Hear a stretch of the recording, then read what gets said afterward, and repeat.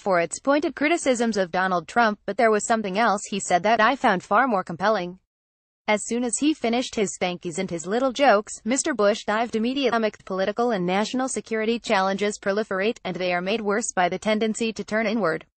The health of the democratic spirit itself is at issue, and the renewal of that spirit is the urgent task at hand. I was hardly a fan of how Mr. Bush sought to renew that spirit as president, but I was impressed with these words.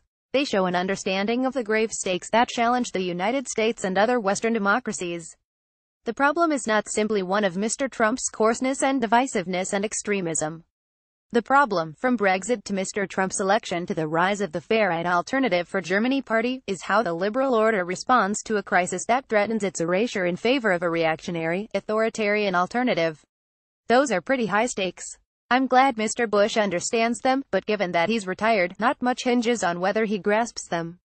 Much hangs, however, on whether the Democrats understand them. And if they expect to recapture the White House in 2020 and take the lead in restoring and reforming the post-war democratic framework, they, or at least one of them, absolutely must.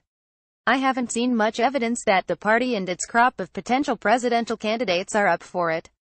I was disappointed, for example, that after the far-right rally in Charlottesville, VA, while Democrats duly denounced President Trump's reaction and the rally's white supremacism and the right's defense of Confederate statuary tough calls, no one who purports to want to lead the party and country out of this darkness stepped forward to offer broader reflections on that grim episode. But it's too early for that, some will say. The Democrats are an opposition party right now, and their main job is to oppose. And under the leadership of Senator Charles Schumer and Representative Nancy Pelosi, they're doing that quite well. But I don't think Democratic reluctance here is just a matter of timing. The Democrats are undergoing a historic transformation, from being the party that embraced neoliberalism in the early 1990s to one that is rejecting that centrist posture and moving left. There's plenty about this to cheer the neoliberal Democratic Party didn't do nearly enough to try to arrest growing income inequality, among other shortcomings.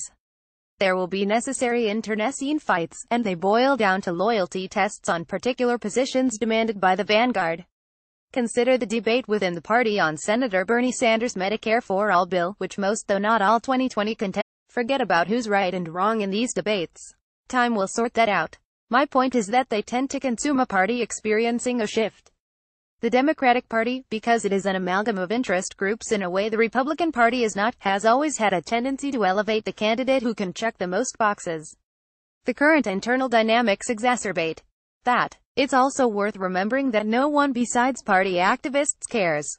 So when the party's leaders tussle over this or that policy, they also need to take a step back to see the direction the country, the West itself, is heading, and take a stand on it. This isn't just a matter of high-minded idealism, it's what separates great politicians from merely good ones. History tells us that the transformative politicians, the ones who can change the country's direction and will really matter in the history books, are the ones who can do both. I think there have been 4 of them in the past century: Franklin Roosevelt, Ronald Reagan, Bill Clinton and Barack Obama. Why Roosevelt and Reagan should be obvious. I know some would dispute my choice of Mr. Clinton, but he rescued a party that had lost 3 presidential elections in a row and was being read last rites by some pundits in 1991, the extent to which he changed the country, Putin and Steve Bannon and many people in between, and to the extent that he backs Mr. Bannon's purge of the Republican Party from the president himself. Think about that. Democrats can't duck this question and expect the broader electorate to see them as prepared to lead. To his credit, Mr. Sanders did talk a bit about all this in a foreign policy speech in late September at the same Missouri college where Winston Churchill gave his Iron Curtain speech, noting an international order that is under great strain. The Democrats were the party that created this order after World War II. They must now be the party that fixes and saves it. Michael Tomasky is a columnist for the Daily Beast and editor of Democracy, a journal of ideas. A version of this op appears in